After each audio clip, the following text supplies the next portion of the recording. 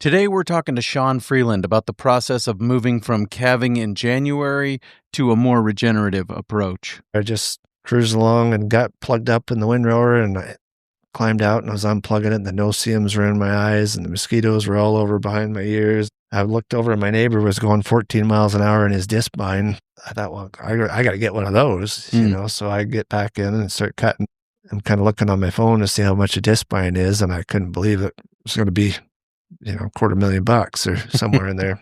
And it just hit me. There's got to be a better way to do this. And what was that better way? The Grasslands Coalition Grazing School. The last day, Mitch Faulkner said, yeah, there's some guys doing it down in Nebraska, and gave me the information. That really changed everything for me. It's hard to get your mind around that, we're out here with all this equipment, but why can't a cow? Why do I just keep cutting this, hauling it off, watering it back up, do it again, and then hauling the manure back out here? Why do I got to keep doing this over and over again? So it seemed like a cow would be able to do all that if you could manage them right. All that and more on this episode 486 of the Working Cows podcast, brought to you by the Rogue Food Conference.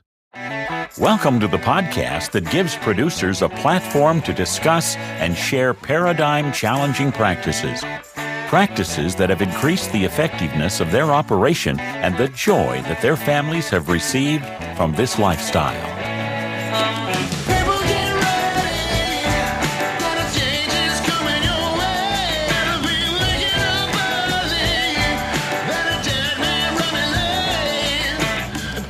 Howdy, everybody. This is Clay Connery, host of the Working Cows podcast. Very excited to be joined today by Shawn Freeland.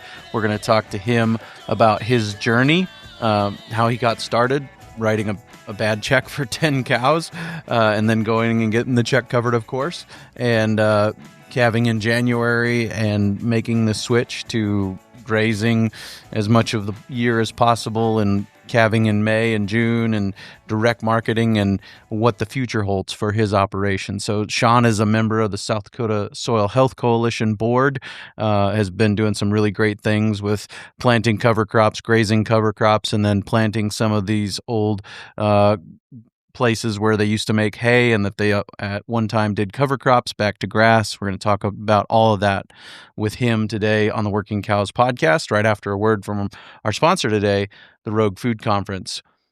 The Rogue Food Conference, the VIP package, does present an opportunity to go tour Mount Rushmore. Mount Rushmore is just a few miles south, like 30 miles south or a 30-minute drive south of where the Rogue Food Conference will take place. Joel Salatin had never been there. He wanted to go, and so we're going to all go down there together. So if you're interested in that, Thursday, February 5th, we'll start in the afternoon with a tour of the Mount Rushmore facilities, the monument at Mount Rushmore, and then we'll have a VIP dinner with some of the speakers and get together there and have a great meal, actually provided by the protein source for that meal is going to be Shawn Freeland and his ranch, Dry Creek Ranch, and some of their pasture-raised pork. We're going to have pork loin for that meal, so looking forward to that. It's just going to be a great opportunity, really going to be an enjoyable weekend in the Black Hills of South Dakota during the Black Hills Stock Show. So if you're interested, you can head over to roguefoodconference.com, get your tickets, use code COWS30 to get $30 off your ticket. This does not apply to VIP tickets, but do use that code if you're buying other tickets. So appreciate everybody who's done that so far and look forward to that as well. Now, my conversation with Shawn Freeland. Shawn, thanks for joining me today on the Working Cows podcast. You bet. Glad to be here, Clay. I think you've got an interesting story, an interesting perspective of the journey you've been on. Where did it start? Where were you? How'd you get started in ranching and agriculture, I guess, is where I'd like to start. Yeah, well, I guess I'd be first generation, but I think I was probably 5 years old or so. I knew that I was going to be a rancher and a bull rider. I knew all those things. My brother had a cap with big white horns, and he'd put that on and I'd ride him around, So I knew that I was going to be in agriculture early on and didn't know how I was going to be there, but kind of lived in town and went through life for a while and probably struggled, kind of lived on was kind of I don't know. I was a bit of a shyster as a kid, I think, and got in trouble. And my grandma lived just north of town, and she had this little green Datsun hatchback car, and she would drive around town and looking for me. And a lot of times I would hide in the bushes and watch her go by, and I wouldn't go with her. And then sometimes I'd jump in and she'd take me home and feed me. And pretty soon you start to learn that 3 meals a day and some love and sitting at the table with a family and talking, every evening over supper. That's a pretty good place to be. And so I think I was about 12 when I started living with my grandma, and she had about 150 acres. They pastured horses for people in town, and $25 a month.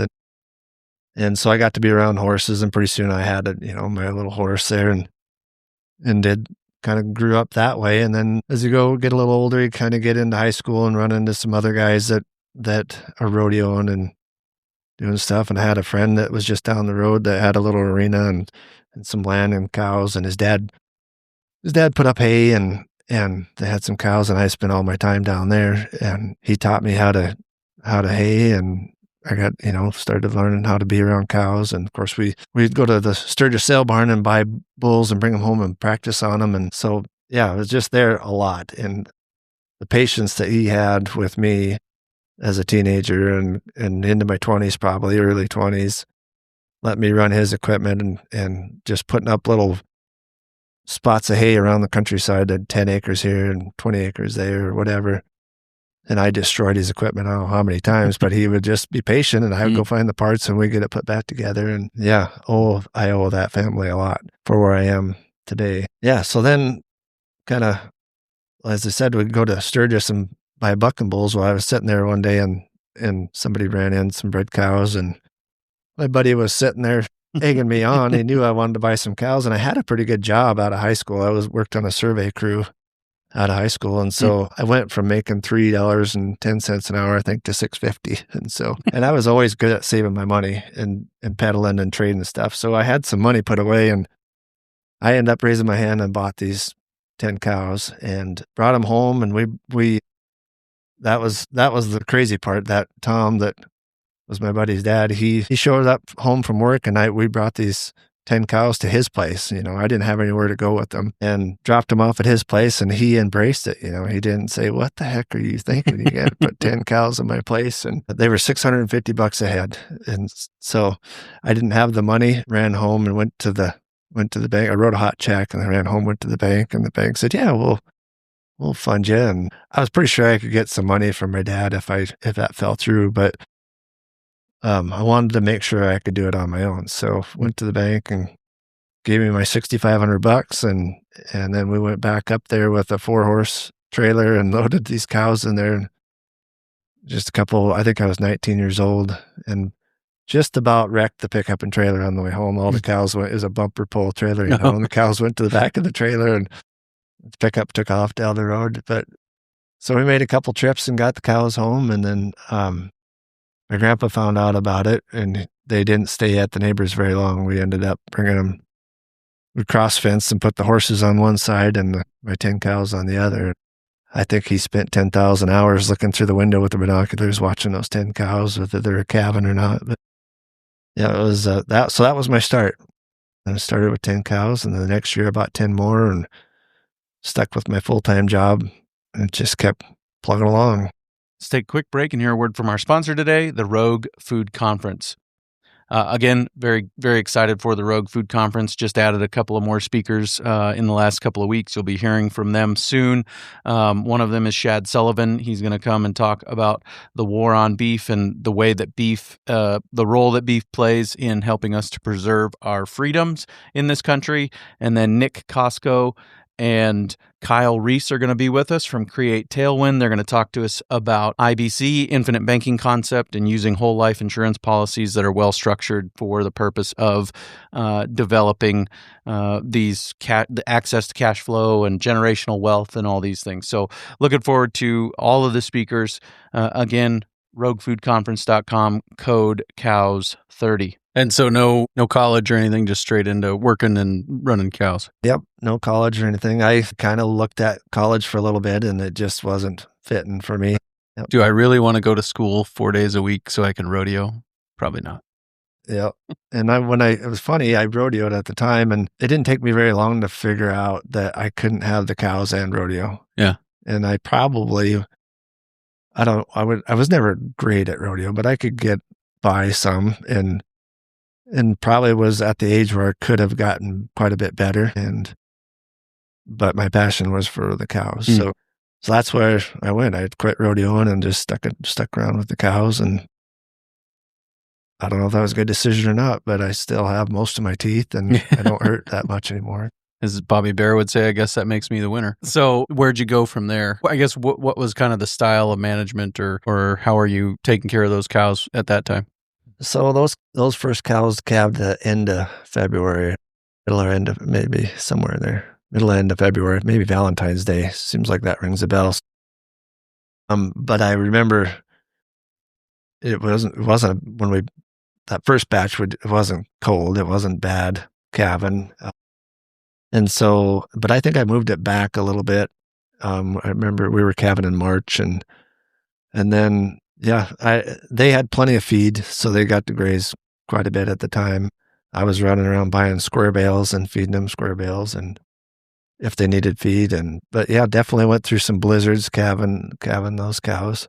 Didn't have much of a barn to put them in. You couldn't fit 10 cows in the barn, that's for sure. But not too intense because I had a full-time job. So we still kind of made the cows do the work. Yeah. And how long did you have those cows before you kind of made a shift in your management? A long time. So I think that we bought those cows in 95 or 96, I suppose. So 20 years, kind of started to figure it out. And then was there off ranch employment the whole time, or was there a transition to more being home full time with the cows in there? So we had an opportunity to buy a place right after I got married, or a few years after I got married. I worked for that survey crew and understood kind of drafting and engineering and subdivisions. I worked for a land developer at that time, and so I understood all of that. And so we ended up buying half of the chunk of ground where my grandparents were at from her sister, so my great aunt, and I bought that on a contract for deed, and made awesome terms with me where I could, at the time I think interest rates were 8 or something percent. I got 5% and didn't have to make a payment for the first 2 years. And so that got my foot in the door on a piece of property. But so I surveyed that chunk of ground up and had a buddy draft it up, and we sat up and messed around with it and, put parks and stuff in it.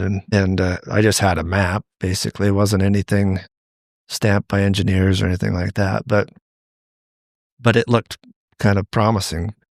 And they were starting to develop right next to that chunk of land. And so that piece of property got kind of sought after a little bit. But so I get married, and my father-in-law is leasing the place that we're on now, and telling me about these developers that had bought it, and they were kind of licking their chops and where they're going to develop and how they were going to do it. And I just called them up and said, I've got this chunk of property. I think we can put this many houses on it. What would you think about doing a trade? It took a while, and we finally were able to do a trade, and it was quite a bit of negotiation, actually. Still, I don't know, I was 20, would have been like 27 or 8 years old, I think. So still pretty young and green at any of that kind of wheeling and dealing for something that big a purchase anyway. And these guys were pretty savvy businessmen, and they would take me in their little, and we would have they owned a hotel in town, and we would have they'd go into the breakfast area and have our meetings in there in the afternoon, and they would just hammer on me. I felt like, and I would leave the room. One day I thought, you know what, I think I'm just going to go to day labor and hire a guy, buy a suit, put on him, and say, just sit here. Don't say anything. Just sit beside me with the suit on and see if we can get this deal done. And finally, we ended up getting it done, and we did a trade. And so Christy and I moved out there in 2004 and bought some more cows. And then that's probably when my management started changing. I would say in the kind of the wrong direction compared to where we're at now. I guess that's where it really got intense. We moved our calving up to January, and we're really pushing those weaning weights and genetics. We AI'd all of our cows and all of our heifers every year. Had feed wagons and feedlots set up and chopped a lot of silage and put up a lot of hay. And one year I just cruised along and got plugged up in the windrower, and I climbed out and I was unplugging it, and the no-see-ums were in my eyes and the mosquitoes were all over behind my ears. And I looked over and my neighbor was going 14 miles an hour in his disc bind. I thought, well, I got to get one of those, you know, so I get back in and start cutting. I'm kind of looking on my phone to see how much a disc bind is, and I couldn't believe it was going to be, $250,000 or somewhere in there. And it just hit me. There's got to be a better way to do this. And so that was kind of the mind shift right then. I started to look into can we graze irrigated ground profitably? And that led me to the Grasslands Coalition Grazing School. That took the last day. Mitch Faulkner said, yeah, there's some guys doing it down in Nebraska, and gave me the information. But that really changed everything for me. So then we just kind of went down the road of grazing as much as we could. It just seemed like a cow could do it. I mean, it's hard to get your mind around that, we're out here with all this equipment, but why can't a cow? Why do I just keep cutting this, hauling it off, watering it back up, do it again, and then hauling the manure back out here? Why do I got to keep doing this over and over again? It just seemed like a cow would be able to do all that if you could manage them right. So that's where we're headed. Let's take a quick break and hear a word from our sponsor today, the Rogue Food Conference. Also, as part of the conference, we will be touring Shawn's ranch, Dry Creek Ranch, Shawn and Christy Freeland's ranch, Dry Creek Ranch. It'll be an opportunity to see some of the things that he's done from the soil health perspective, the cover crops, the planting back to grass, some of those things. He has cows with collars on. We're going to talk about that here in a minute on this episode. But I think they're far enough away we might not be able to see them. But Shawn's been doing the multi-species thing and direct marketing beef, lamb, and pork. And so he's got a very interesting place and an opportunity to see some of that working in a Western context, and really just encourage you to stick around on Saturday afternoon. We're going to tour Shawn's place. And that was just a kind of a lightning bolt thought that occurred to you. Nobody around you doing it or anything that you knew of other than there's got to be a better way to do this. Yep, it was a lightning bolt. Absolutely. Yeah. And just kind of went on a search and found the Grassland Coalition. Yeah, I was with Craig Bieber, and he brought it up and gave me Judge Jessup's phone number, and I signed up right away and went to the school at Charlie Totten's in Chamberlain, and just kind of kept asking, does anybody know about grazing? It just was so foreign to me that you could be profitable on irrigated ground, which is really no different than ground in Ohio or ground in not even that far, just East River for us. It's just we're adding water that we don't get that they do. Right. So we get a little more grass. Yep. And so then what was the first step in the change for you? Or was it, were there multiple things that you did at once? Oh, I did all the things at once. I'm glad I was young, kind of younger when I did it, but we did everything at once. The first thing I did was got the cows off the land, so we leased them out. I really like a nice cow. I really like to look at a nice cow. I like them to be shaped right. I like good udders and good feet, a good phenotype, good disposition. Did you have all that? I had in a very uniform set of that, because we AI'd all those cows, and I spent a lot of time going through people's herds and picking out one bull, and then we would breed everything into one bull for a few years, and all the daughters would be the same, and they just kept getting better and better. But I didn't want anybody to have my crummy cows, so at least out all my good cows, and I kept the crummy cows. I mean, the bad dispositions and things that I wouldn't want anybody else to have, I kept. And so we started with we restarted with a pretty rough bunch of cows, and that's what we're working with now. Were those good cows? Has your definition changed, or would they still fit? They're good cows to somebody. Yeah, they just wouldn't fit. They wouldn't fit how we manage our cows now. There's no way they would fit. Gotcha. And so you're saying 2004 bought the land, and then I think you told me earlier 2016 was kind of when everything changed, right? Yep.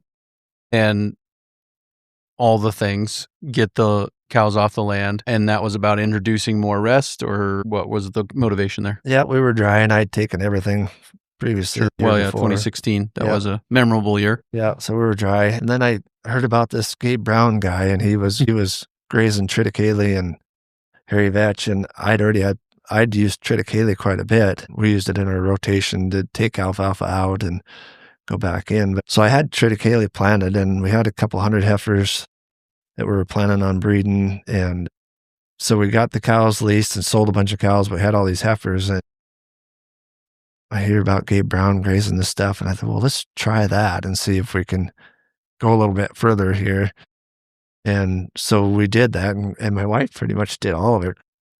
Set up the paddocks, and she had these, 200 and some heifers following her around, and we moved every day or a couple times a day. Yeah, and we ended up selling quite a few of those, but we had that start. So we had something green and growing, and then we had livestock on it. So we had the living roots and something green and growing, and then we put livestock on it in a time where it never would have livestock on it because it was irrigated hay ground. So it's crop ground. It did something to that soil and fired it up.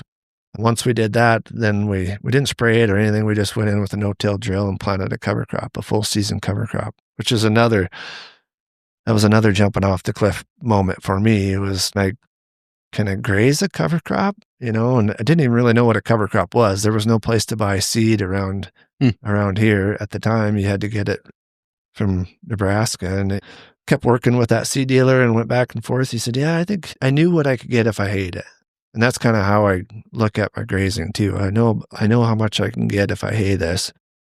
And so how can I convert that to grazing days? And so we ended up planting the full season cover crop and then grazed it that winter.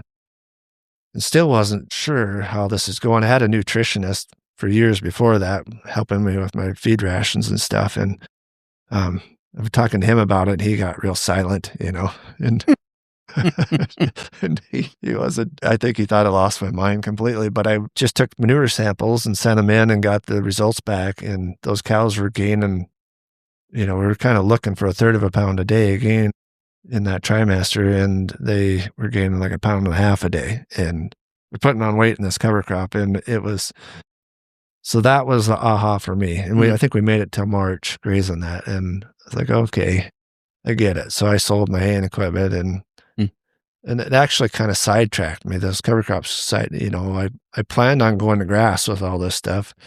And that's what I went to the grazing school to learn how to do. And that's where I had been studying and trying to figure it out. But then got this big, beautiful, showy cover crop with all these sunflowers, and, it looks like a jungle when you walk through it, and your cows are doing good on it. So I got sidetracked for a few years and planted cover crops, at least one a year, if not two. A lot of times I would plant a biannual in the winter or in the fall before, and have a winter biannual, graze that in the spring, and then plant a warm season cover crop into that. Or I would plant just a cool season cover crop in spring and graze that, and then plant a warm season later.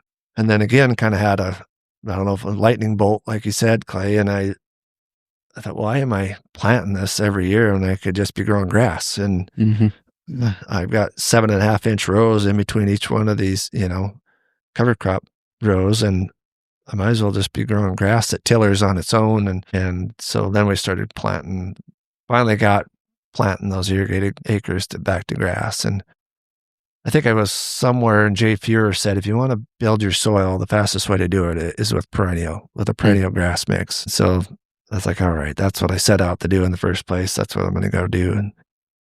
And so that, and then when you start to learn more and more about soil health and the benefits of it, and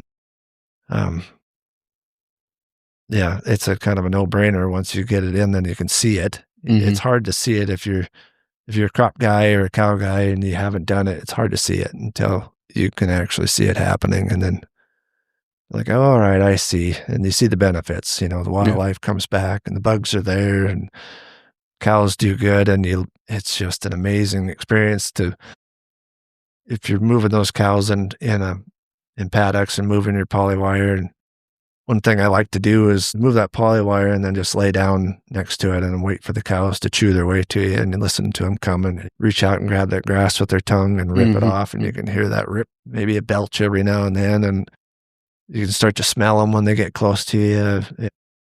I love doing that in the afternoons when the sun's kind of starting to set. I had another aha moment doing that. I was laying there and all these bugs laying up against that fence, and the grass is tall and you can't see the cows, but you can hear them coming. And then maybe you start to see the back of one cow and the ears, but all these bugs started hitting me.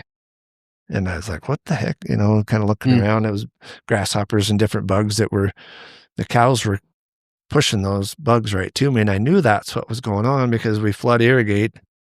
And a lot of times that's how I can check my water, is that wherever the birds are at is where those bugs are at. And so it was just a few seconds later, the birds flew in right behind me and they were picking off those bugs. And I just thought, okay, of course, that's the way it works.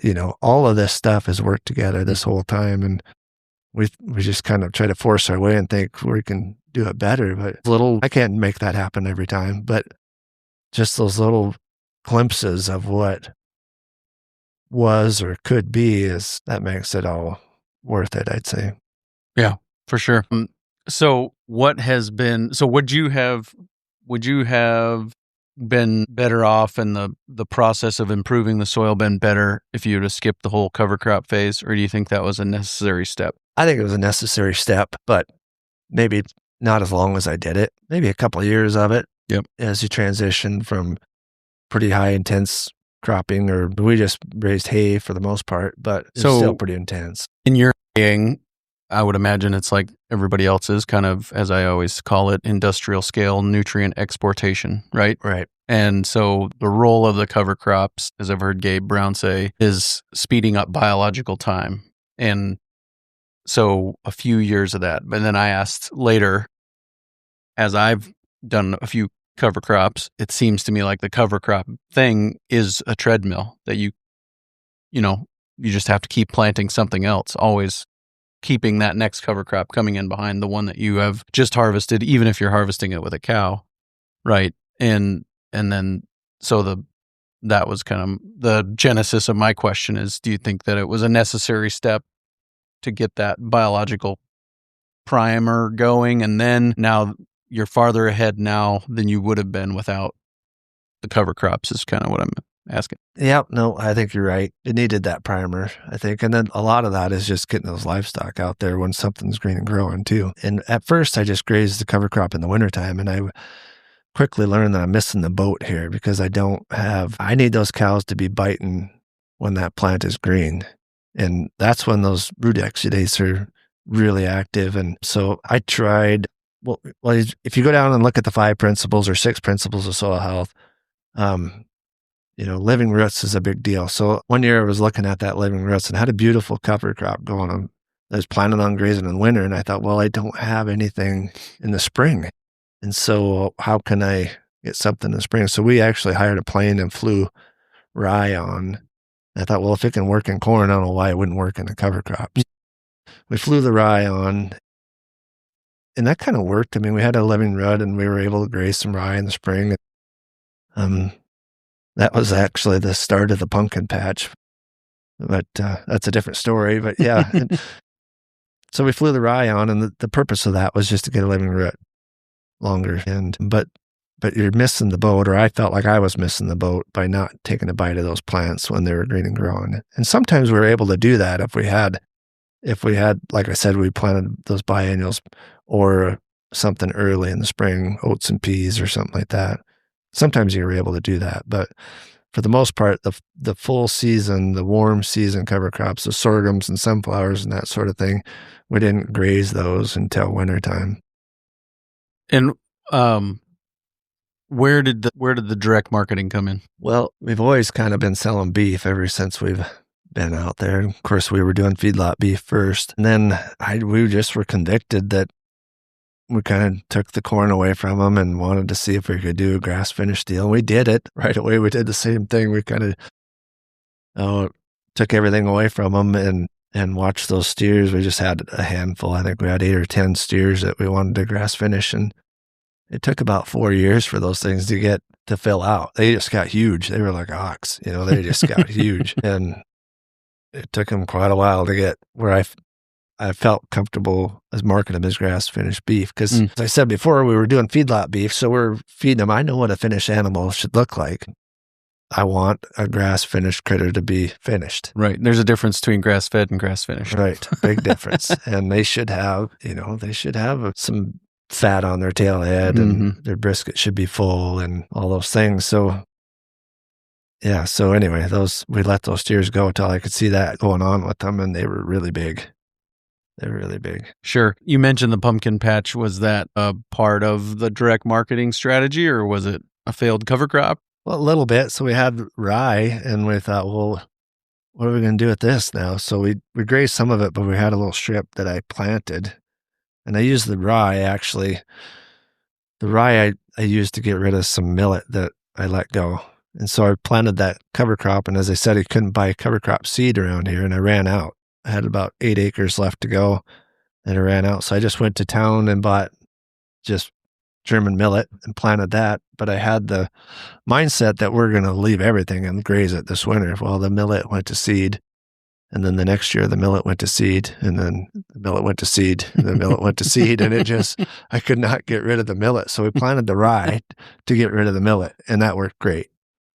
The rye has an allelopathic effect, and we had a roller crimper, rolled the rye down and got rid of the millet. And like, okay, now what do we do? Well, let's plant pumpkins in there. I see, we're following Gabe Brown and David Brandt and all these guys, and that I've seen them do that. So that's what we did. We planted the pumpkins in there, and then we actually hired a company to come out and help us cut a maize into the cover crop. So we had a full season cover crop maize.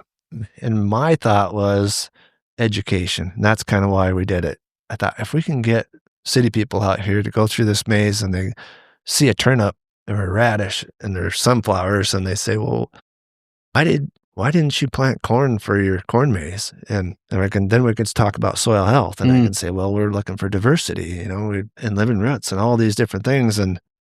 But it turned out they didn't know it wasn't corn. So it didn't matter. They just come back with those turnips, but they didn't know why there was turnips out there, but they didn't know it wasn't corn. But sure.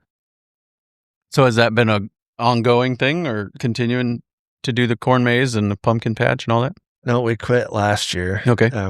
We had irrigation troubles, and everything kind of didn't look great. And we thought, well, let's not do it. And then this year we had a daughter getting married in October.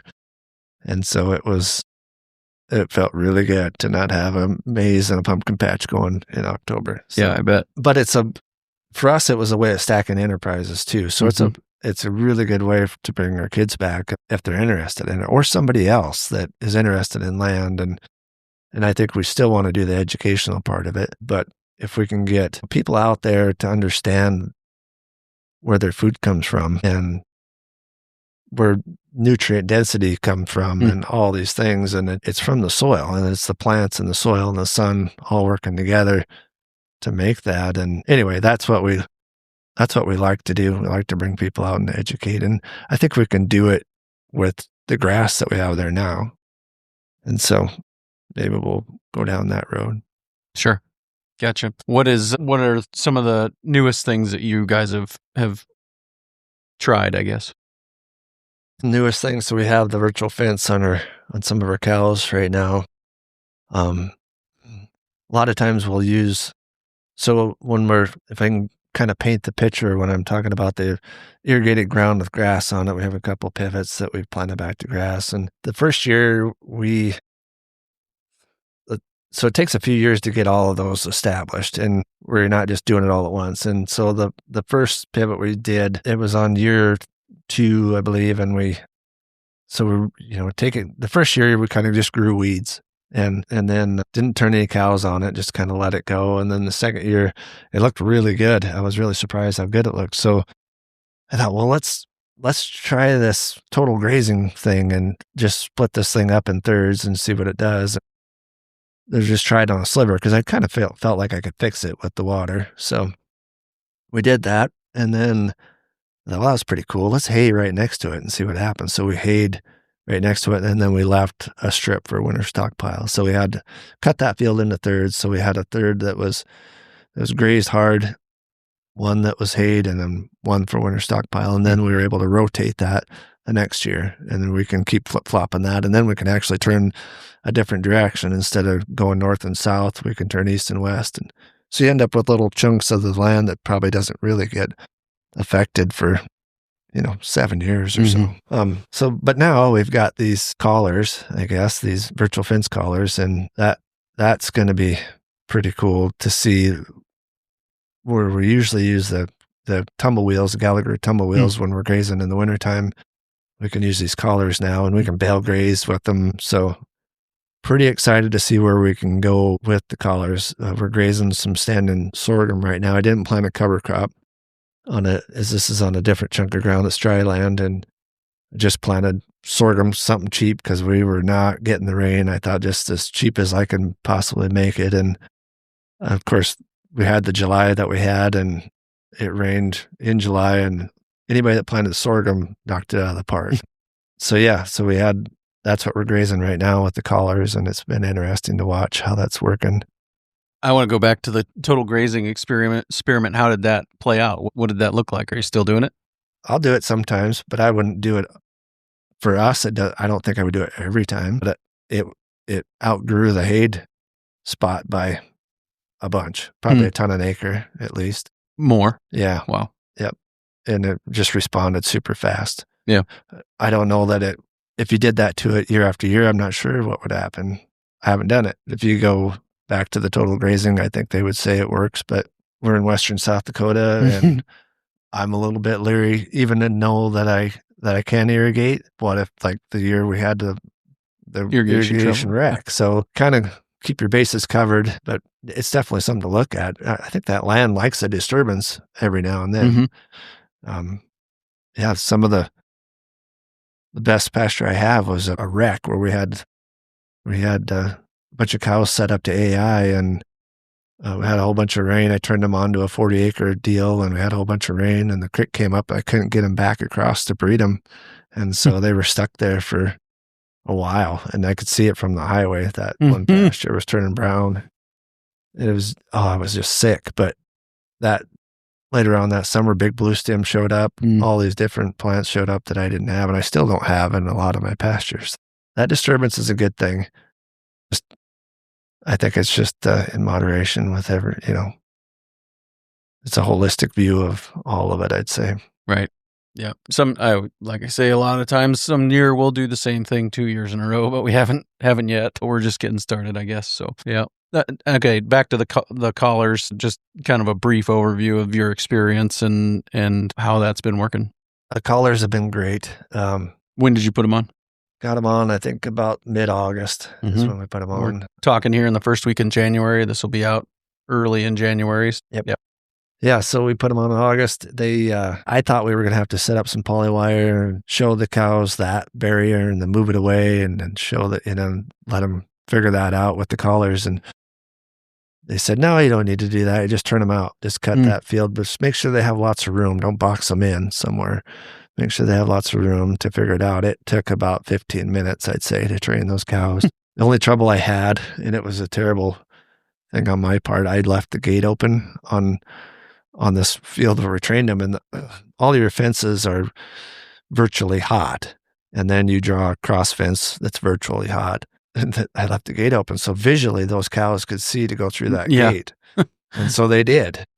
Then pretty soon they were getting the response, and they came right back. I've got a really neat video of them, how it works, and they came right back. But that was the only thing that I kind of messed up on, and felt bad for those few cows that had to learn it that way. But you can leave your gates open if you want to, because they just work really well. I don't have any that I would say the containment on them is 100%. They're just not out ever. I mean, do you think it has anything to do with the fact that they understood hot wire before, or no, I don't think it does. Because it's a totally different deal, right? Yeah, it's a totally different Does deal. it give them a sound signal first? Sound signal beeps at them, and then it buzzes, and it beeps on the left side or the right side. So it tries to work with the natural. It's the same way that you would work a cow. So if you wanted to drive that shoulder away from you, and that's kind of what the cow's coming in at the fence at an angle, it'll beep, on that side to push her away from the fence. And same with the other side. And I think they get a beep and then a vibration and then a mild pulse, they call it. Yep. Sure. Huh. That's cool. That's good. So what would you say is next? What are your hopes, aspirations for the future? Oh, that's a good question. I think we just need to keep getting these cows better. We sell phenotypically better. So we've kind of chased the beef thing a little bit. Of course, we're trying to graze everything, and so we're trying to get these cattle to finish better on grass and not take so long to do it. So we're try to get under 28 months, and it's not that easy to do to get a finished animal on grass in Western South Dakota anyway. So we're getting them smaller and smaller and trying to get that where that works a little better. And then we've tried some different genetics. We tried some Murray Gray cattle and we kind of did that for more of a heat deal in the summertime when we're mob grazing or high intensity grazing or whatever grazing you want to call it. Try to keep them out grazing when it gets hot. And Murray Gray is 9 degrees cooler than a black cow on those days. And they also have the highest tenderness genes of any breed. And so I thought, well, that's going to be a pretty good fit. But you still have to have a female at the beginning of the whole thing. And so I probably chased that end product a little further than I maybe should have.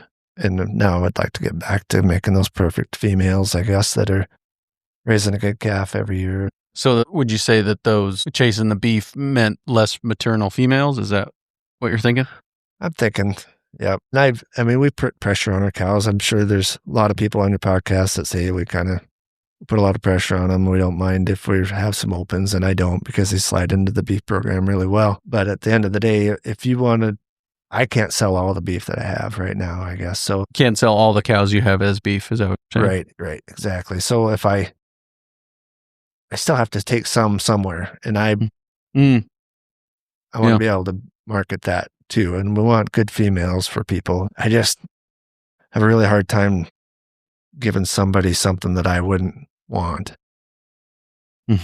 So I enjoy females. I like genetics, and like I said earlier, I like to see a good cow. And that, like you said, what would be the definition of a good cow now versus what it was? And it's still probably the same. She's just got to bring home a good calf every year and stay bred. But now she's got to do it in a different management style than she would have before. Yeah, with less help. Lots less help. And we talked about that earlier too, like the difference between working and management. Right. And that you have a recipe, when to bring them home, when to start feeding them in that older system, and now there's a lot more, what I would call the difference is management. There's a lot more thinking about it, planning, and adapting, when a cover crop lasts longer than you anticipate it's going to, or when your grazing lasts longer. Would you say that's because of the collars, or what has been the difference there?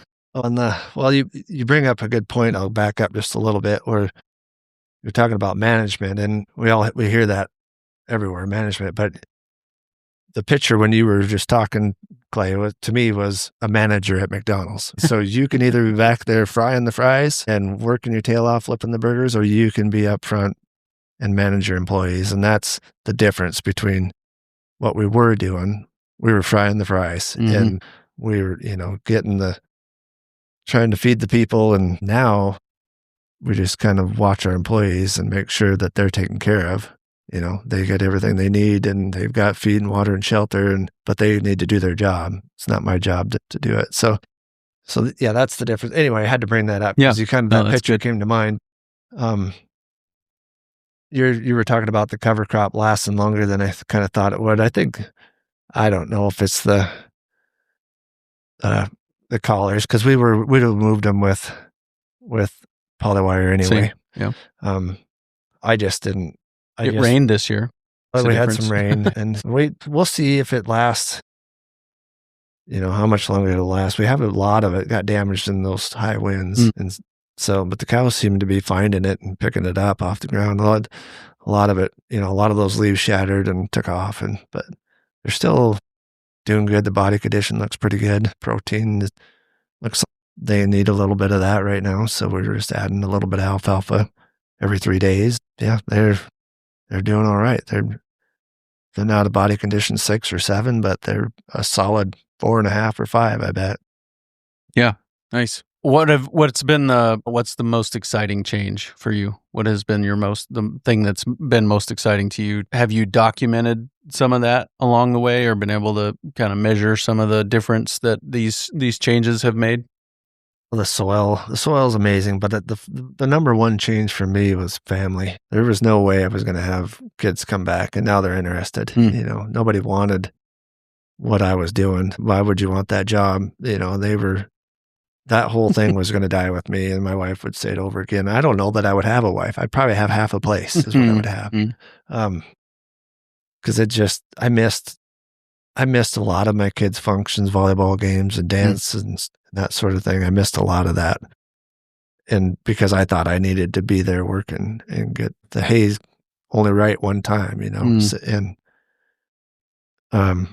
so that's my biggest takeaway from it, is your lifestyle changes, your family changes, the stress level changes. Yeah, so that's probably been my biggest takeaway. But the other one is the soil is definitely changing. And we kind of went down the soil health road, and it was, when I first started, it just was like, well, yeah, of course that would make you more money because you're holding more water. And so if I can hold more water, I can irrigate less, so that's more money. And so we started down that road, and that's definitely happening. The infiltration rates are awesome.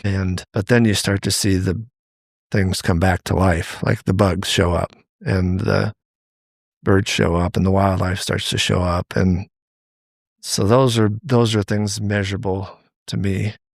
And it's more about what I'm seeing on the land versus what I'm taking off the land. I would say that I'm measuring. Last question I've got is, do you think that your change would have happened had you not been first generation? Probably not. No, that's a great question. I've always grown up asking why. Why are you doing that? Why do you do it that way? Exasperating all of your teachers and parents. Yeah, sure, it was annoying. But I always grew up asking why, and then I got in a little phase, and I think a lot of us do that. They just look over the fence and think, whatever he can do, I can do better.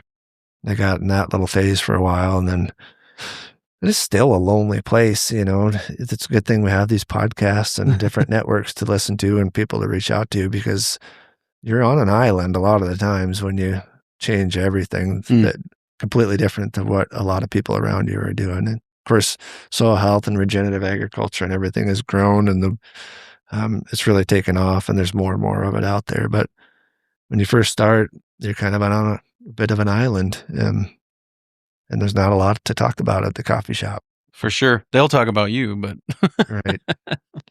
Very good. Shawn, thanks for your time today. Yeah, thanks for having me, Clay. Appreciate it. Really appreciate Shawn.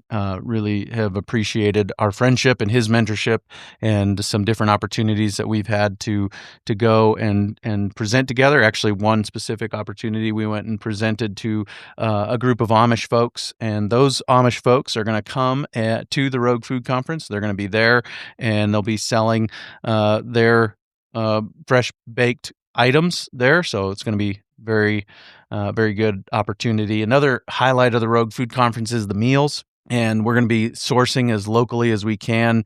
The protein's all coming off of Shawn's ranch, Dry Creek, and so we're looking forward to that. We'll have some of his beef and some of his pork there at the event, and we're looking forward to having that. We'll also have bread from a local bakery that does sourdough and only sourdough, and it's all organic wheat sourced from Kansas. And so we're looking forward to that as well. That's one of the highlights of that event. So looking forward to that.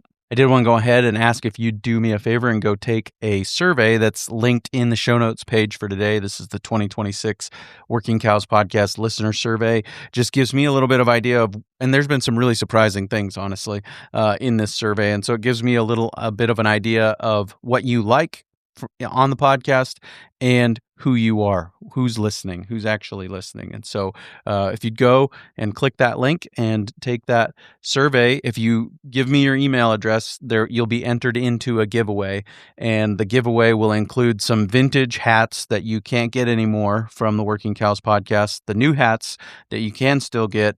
This is the grand prize package, Bondsma's Man Must Measure book, and some vintage mugs that will probably never be made again from the Working Cows podcast. So, and then there will be some other prizes as well. It's not just going to be one winner. There will be a couple of grand prize package winners, and then there will be some other winners as well who win just some hats, some of the new hats, and some mugs. So there's going to be multiple winners. So please go take the survey.